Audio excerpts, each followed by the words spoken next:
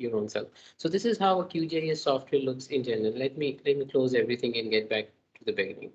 So when I open a QGIS software that I've installed separately on my computer, this is what I get. I have processing toolbox available or boxes available, and I've got some Jadal and some GRASS utilities available to me as well. But when I install VirtualBox, I definitely get a little more out of the QGIS software that I would want, and I would like to show you that to you as well.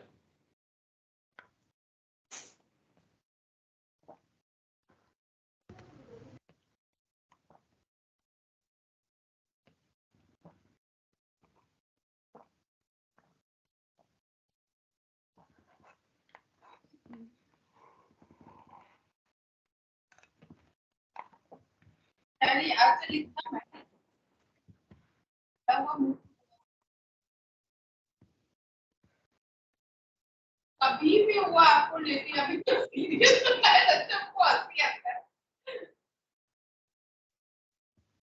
हाँ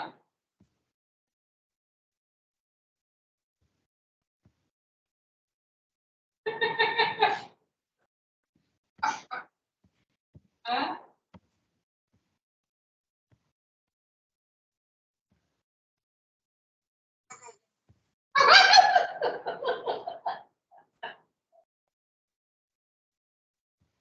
आते हैं और इंसान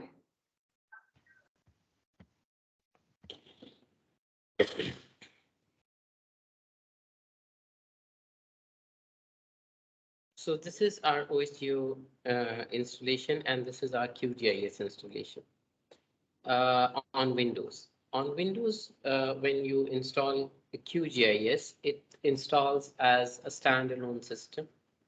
If you install it as an OSGeo for Windows utility, you probably might get a few additional functions in it. Generally, a QGIS software has a few important components. One of them is the browser here. Now, the browser here is something that would help you access uh, your disk or your data on your computer. So if I would like to go to my E drive, if I would like to go to my C drive, if I would like to browse files in my home directory, or if I would have already bookmarked something, I could look for it in the browser section. Then I have these database connections. So if I have a connection to my Geo package utility, my SpatialLite utility, my PostgreSQL, my SAP HANA utility, which is good, actually QGIS offering that right at a click, my MS SQL Server, Oracle, or WMS, vector tiles, XYZ tiles. So I have maps in here, OpenStreetMapper here. If you would like to add maybe Google Maps here, you could do that as well.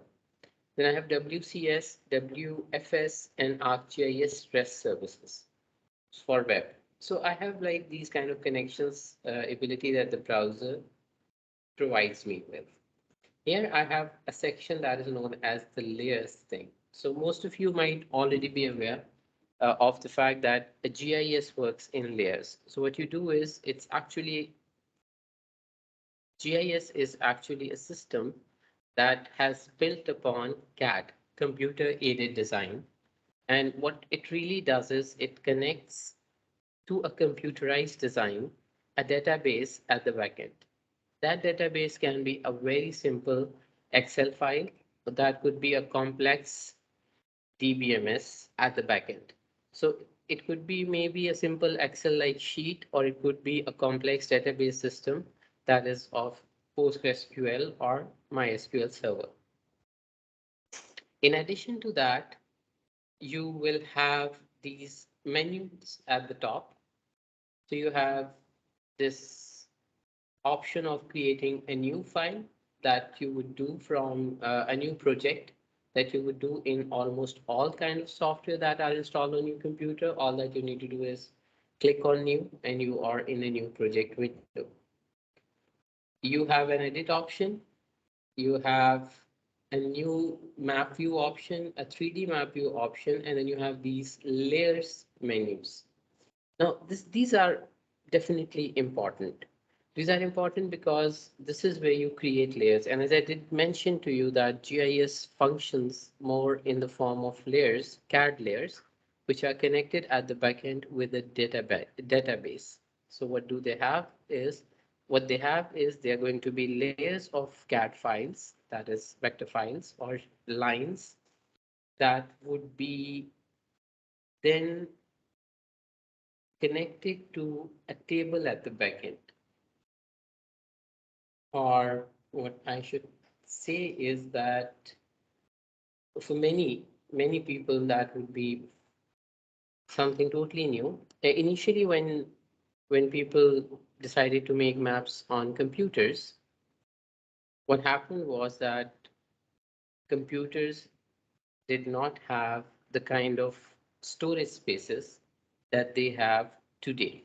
So if you would like to see uh, earliest hard drives that people had, they were like massive. And if I look at it, they are like this, and they had only a few megabytes of storage available on them. Now, since you like this is 3.75 MB, and look at the size of it.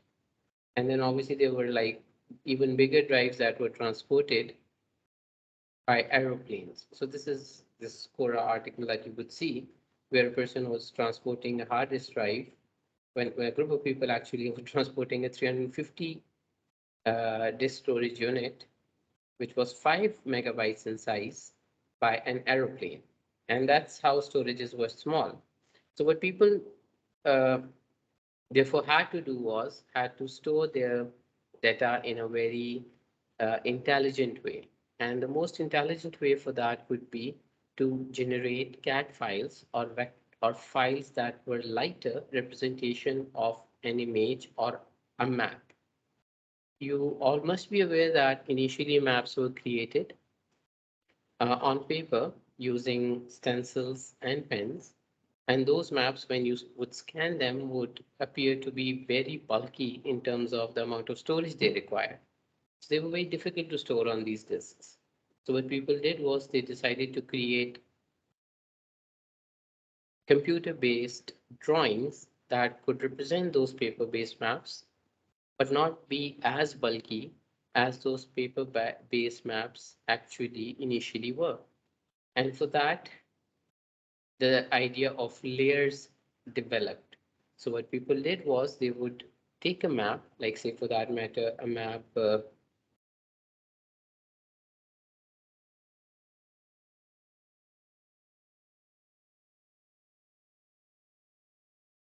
here.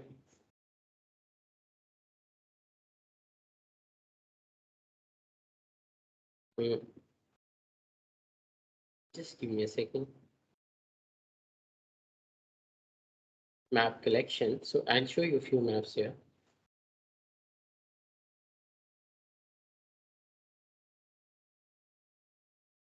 Mhm. So they have a massive map collection online, and this is in a political map of Asia. And if you look at this map, there is a variety of information available on this map.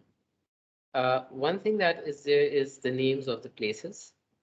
Another thing is that there's a set of grid lines that are going across. Another important element, if you see, is the political boundaries. Then there are these rivers, and then there are these seas, and then there is obviously the oceans.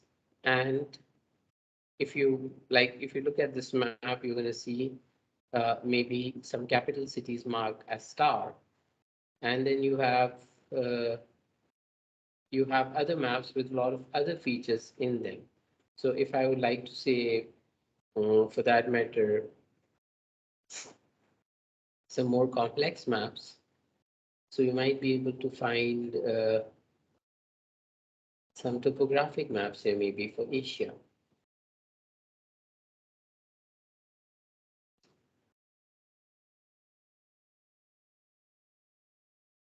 So this is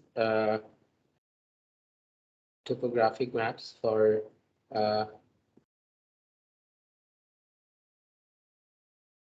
let's say Greenland. And if you look at these maps, the feature types are far more complex, and in some other maps, maybe they're going to be far more numerous. In this particular one, there's not a lot of land, but maybe there's a map that you're going to find a lot of land in.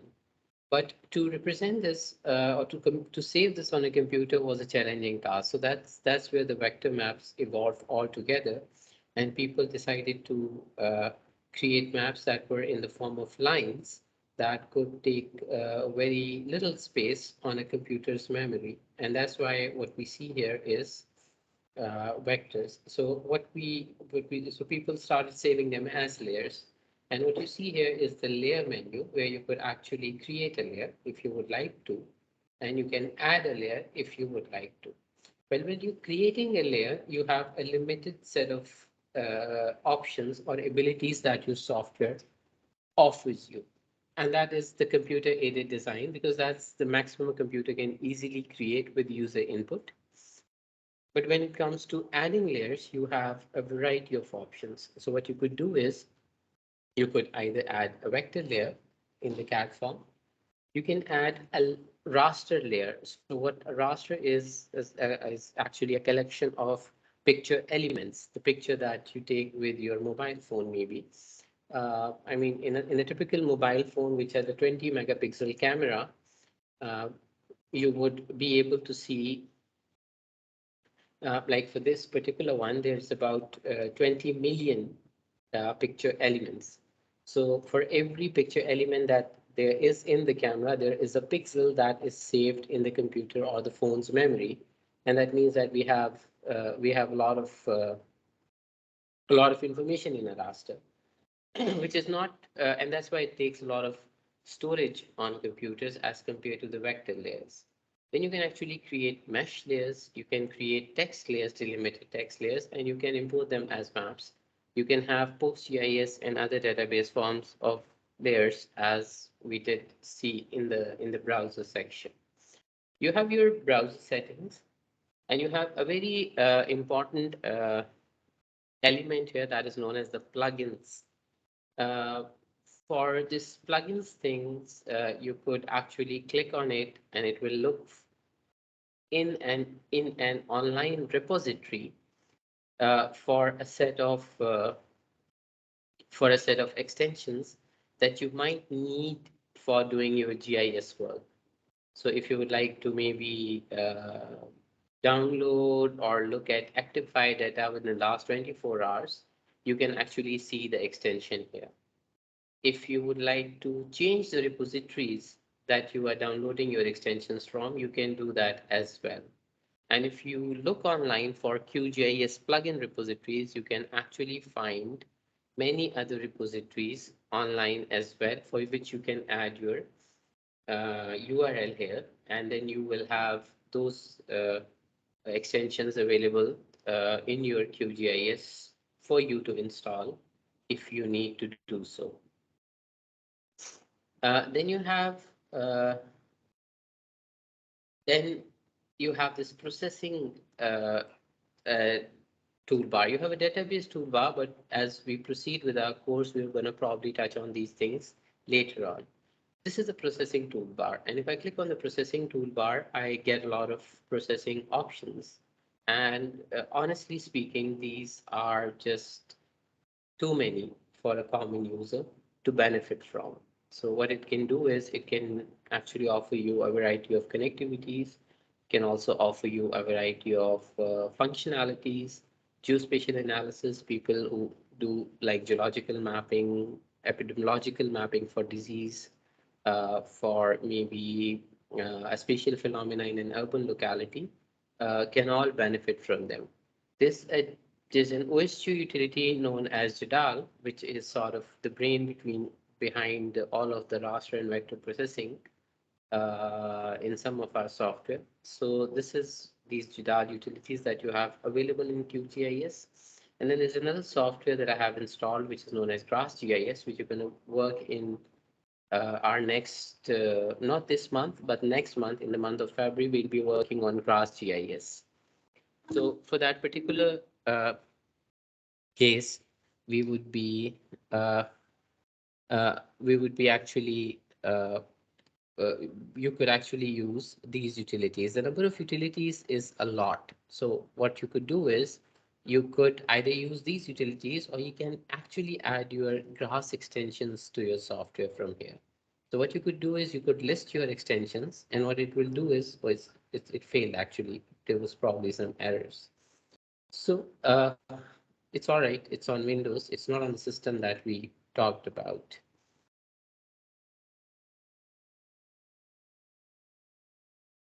No, there was some issue with the installation here. Don't worry about that. So this is something that we we have available in QGIS here, and this is the QGIS installation on my Windows computer. So when I say this is the QGIS installation on my Windows computer, I mean that this is the basic installation, not the kind that we are working with. If I go to my OSGeo Live machine, which we configured and installed the last time, we are going to be able to find this QGIS here. So you can launch it in two ways. Either you click here, or either you open your terminal and type QGIS there. What I would preferably do right now is go to my desktop GIS solutions, click on QGIS desktop, and the software will open for us.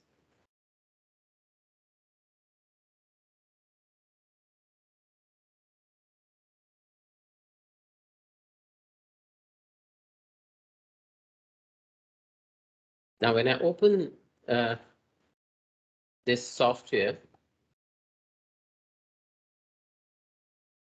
I will get a similar uh, set of utilities in front of me that I got on the Windows computer. So there's not major difference between the two.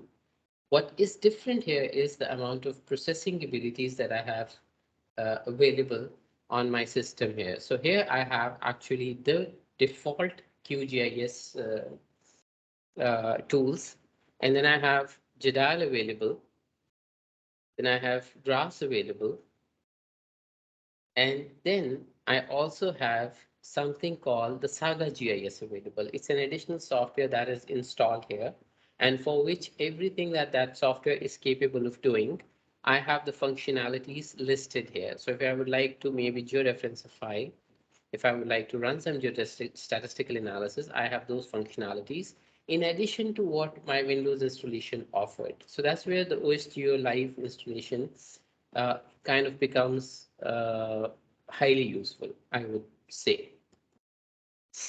Uh, this is what the system generally offers when you install the entire OSGeo suite. You actually get cross connectivity between the software very well streamlined, and that's important. That's something that's quite useful for a variety of reasons. There are these things that we know as toolbars at the top. So if you look at it, I have this particular thing that I can drag around. These are my toolbars. Generally speaking, or broadly speaking, you can move them around and you can right click here and you can probably add other toolbars if you would like to do so. So if I would like to enable the database toolbar maybe, or the shape digitizing toolbar, I could do that here. So what I would get is I would have the functionality of adding uh, more toolbars to my computer. If I would like to maybe work with some GPS data, I could enable that as well. In addition to that, there is a layer order panel. So if I would like to just do that, I could do so. If I would like to close it and not use it, I can do the same again. If at any point I close a certain toolbar or a panel and I would like to open it again, like let me close these all. My entire window is now clean and clear. I could simply just go here, click on the browser panel, click on the layers panel, And then if I would like to probably open my processing toolbox, I can do that as well. So to have more screen space, probably this is something that you could attempt. This is the toolbar that I have open here. If I would like to drag it to the top, very easy to do. My window is now clear for any map that I would like to add. What I did was I went to the humanitarian data portal and I downloaded some data sets uh, for uh, for today. It is a GIS data which is admin by shapefile data, and this is for Pakistan. So what we have is we have these administrative shapefiles that we have available to us that we could probably load and see what our software is capable of doing. So what I could do is I could add layer, add a vector layer.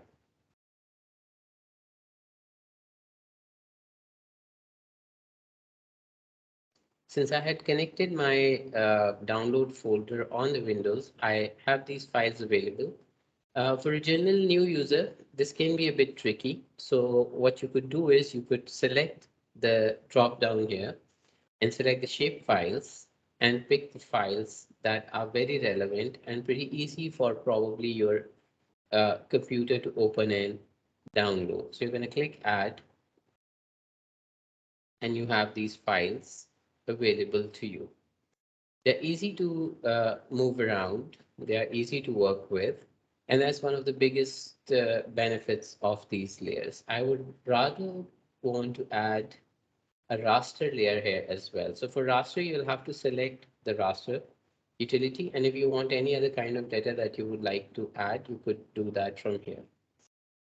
I probably have some drone data here. Mhm. That I could pick for our campus, and I'll open that as well. Now, one thing that I see here is that I'm unable to actually go to that data. I'm unable to actually access that file. So what I could do here is I could reopen my browser panel again, the one that was showing the layers, and I could right click and zoom to the respective layer. Since it's georeferenced, my system is pretty much easily capable of putting in place as to where it is supposed to be. And that's something that any GIS software would be at ease with doing for you. Another important thing that you could also do is you can actually change the properties of your GIS data, the way it is being shown on the screen here. So I have an RGB image, so I'll probably let the bands rest as they are. But in some cases, you might want this to change. So let me zoom to the layer here. In this particular case, there's no need to do so. But let's say I pick band 3, 2, and then I switch the bands and click apply. The way the image appear would be different. It will have slightly different kind of enhancement to its color happening. Another important thing is that you can do the same with this other data that you have. Generally speaking, with every GIS file that you get, there are some important contributing elements. So the first thing that you have here is definitely the attribute table that you need to understand the function of. This is the data behind my map. So the maps that I've just opened, the maps that we have just opened, has something associated to it. And this is the map data that I was talking about. So if I go to that particular data file, mhm,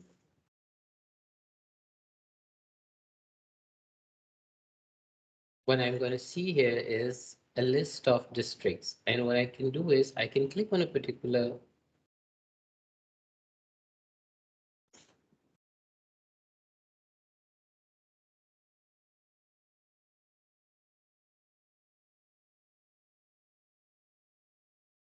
I should be getting a list of actions. Yeah, there you go. So if I click on this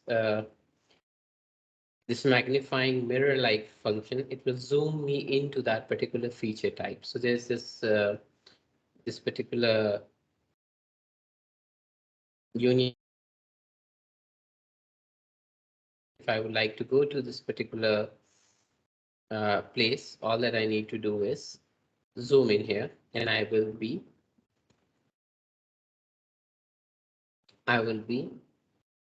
taken to that particular part. Now I can zoom out and see where it took me to, just to give me an idea of where it is. I could do it with a bigger map, which is a bigger administrative zone or division that we're talking about. I can select it, and then I can zoom in on it. It can be an instance where I probably do not want this particular feature type, this particular unit of land to be present where it is. Now, if I do not want that to happen, what I can do is I could right click here, toggle edit, and delete this given object. Now, this particular object is removed from my map altogether. And this is what we do with the help of an attribute table far more easily. If I would like to do it otherwise manually, I could just click, select, and press delete, and this will work. So if I say select feature, and then I can go to the delete selected button, and I can do that as well. I could cut this feature and then press Control V and paste the feature. What is interesting about it is that it will always place in the place or at the spot that it was picked up from. And that's something that is critically important ability of a GIS software. If I would like to remove, I'll stop editing now. I'll not save any of the edits because I want to share these maps later with you. If I would like to remove a certain layer, I can do that by the remove layer feature. And what would happen is my feature would be removed. If I would like to bulk remove, I could just select all of them and remove them. Pretty easy. And I only have my drone imagery available with me. I'll remove that as well. There are instances where we need to create maps, and that's probably something that would be of interest to many people. Now, what QGIS has to offer is something extremely interesting. First things first, if I would like to further again maximize my screen space, I'll disable a majority of the toolbars from here.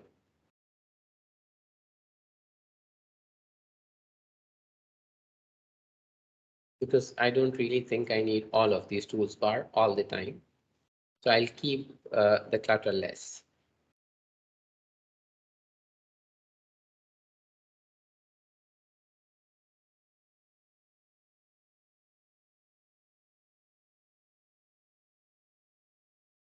So this is my very simple QGIS interface that I would generally like. The other thing that I would want here right now is a browser panel.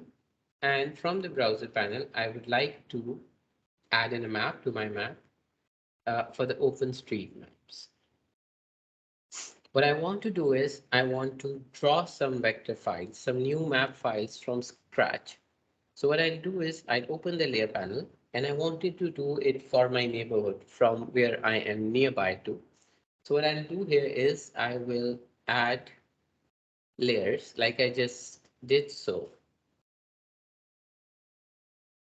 Maybe this particular set of layers that I had zoomed in before, and I'll zoom.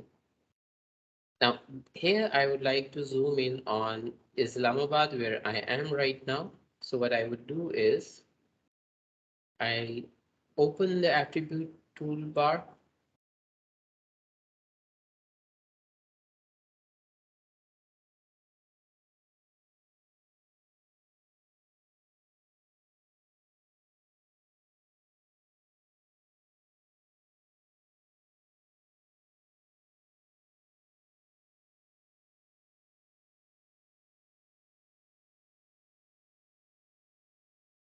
I look for an object, let's say Islamabad, and I zoom to this particular feature. So there's this filter option that at the top, it more it looks like a funnel from which you could pour water or oil into your car. So this is a funnel, and I selected the district Islamabad, so it zoomed me on that. I have this OpenStreetMap open as well, but I can't see it because my other map is overlaid on it. So generally what we do is we sometimes want to look in, uh, be able to continue to see the boundaries. So we go to the symbology. And for that, what I did here was I went into the properties part, select the fill, made it transparent, clicked apply, and now I can see the boundary, but it's still at the top. So anything that I draw would not really be as meaningful or easily done unless I create a new layer, because I don't want to add, I don't want to edit this layer itself. For the boundary thing, I wanted to pick a color that is a little markedly identifiable. So, and I'll increase its thickness a little. So the stroke width is the thickness of the line that the boundaries were shown with, and I'll click apply. So you can see that these boundaries are dark red now, and they are far easy to look at.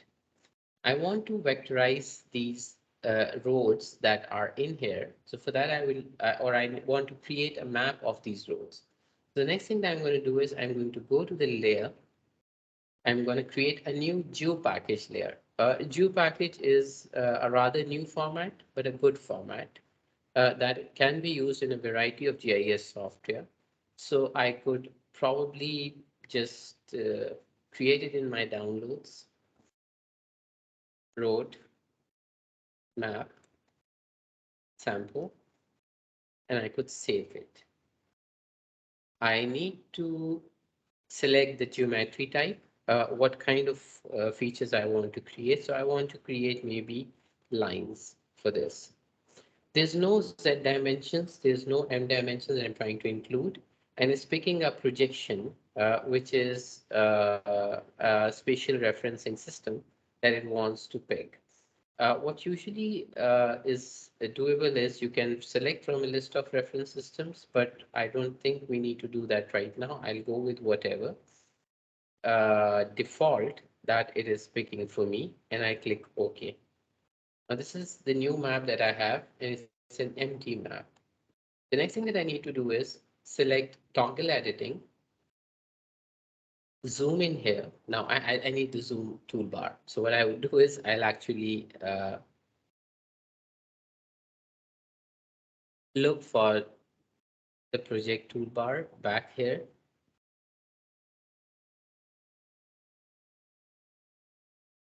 No, I don't think that's the right toolbar I selected. Go with the selection toolbar, the attributes toolbar. I think I need all of them back. Digitizing toolbar, because I'm digitizing right now.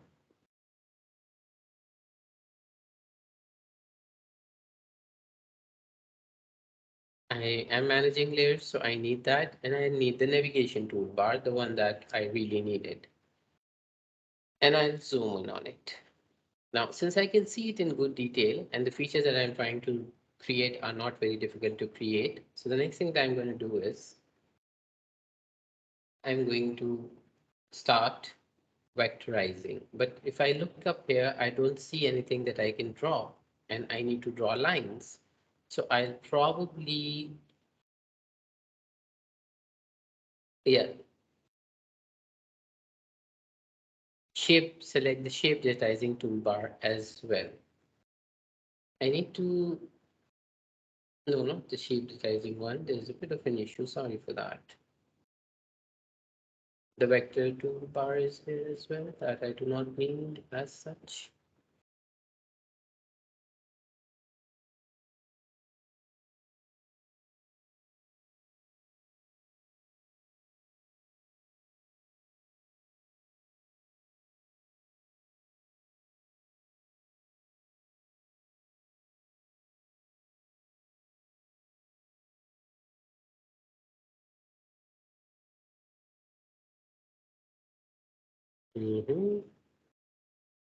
Just give me a second, please.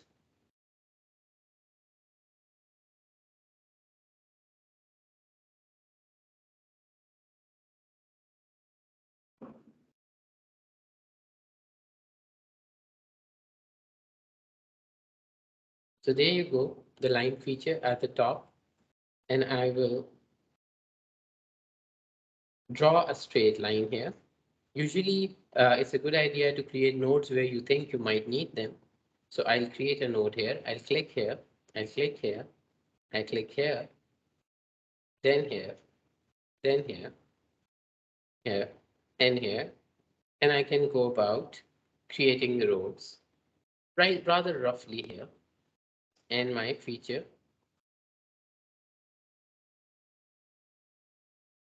would be created. So now if I look at the map that I just created some roads. But they didn't look really like very good. So what I could do is I could go into the properties part and I could pick a symbology that uh,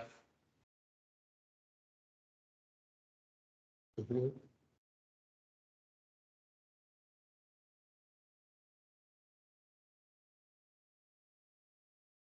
For some reason my virtual machine is a little hung.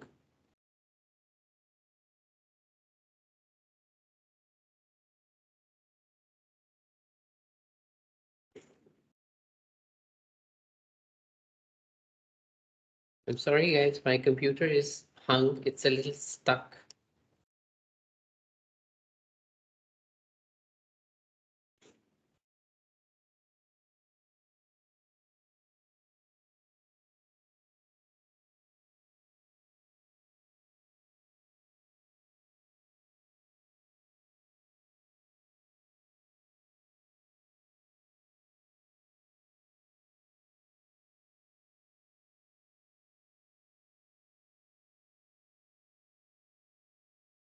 And the worst part is that I did not actually attempt anything either.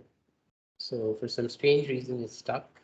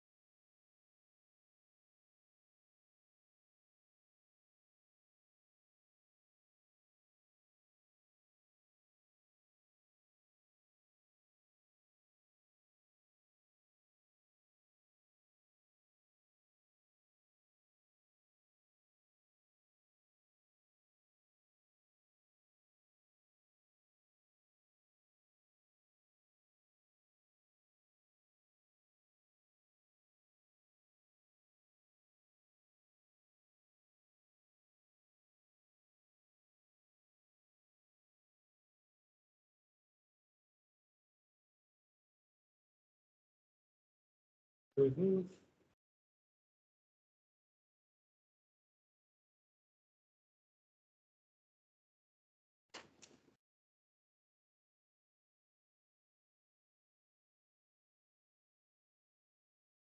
I'll have to restart the machine. I'm sorry, but probably we have nothing in the layer because we ran into a problem. So I'll quickly create that particular layer here.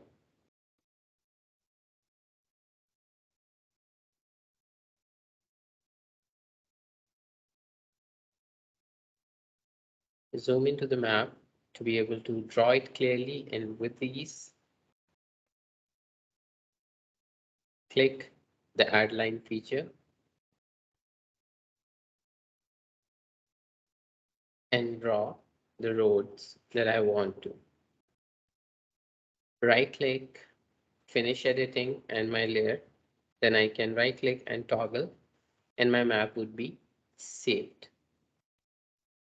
Now, this is one way of creating maps. If for that matter, if I look at the district Islamabad altogether, you can see that there are these small sectors. So we have these blocks, 1 block, 2 block, 3 block, 4, 5, 6, 7, 8. 9, 10, 11, and 12. So these are plan blocks, and the city is divided into these blocks. Now, to be able to draw them would generally be easy, but there's a lot of drawing involved. Sometimes you do not want to do that. Sometimes you just want to find an easy way out. So the easy way out in this case is that I could get a map uh, from the internet. And I would rather look for a map which is simpler and easier to look at. And generally, these kind of maps, the ones that have a little less of visual info in them, are the ones that we pick for these tasks. Because if there's too much of visual information, you probably might not get the kind of results that you would like to get. So this is one that has little visual info. This is the one that just has and I would preferably want to pick PDF maps because they are better to work with. With GIS software these days, you can actually. The thing is that these PDF files are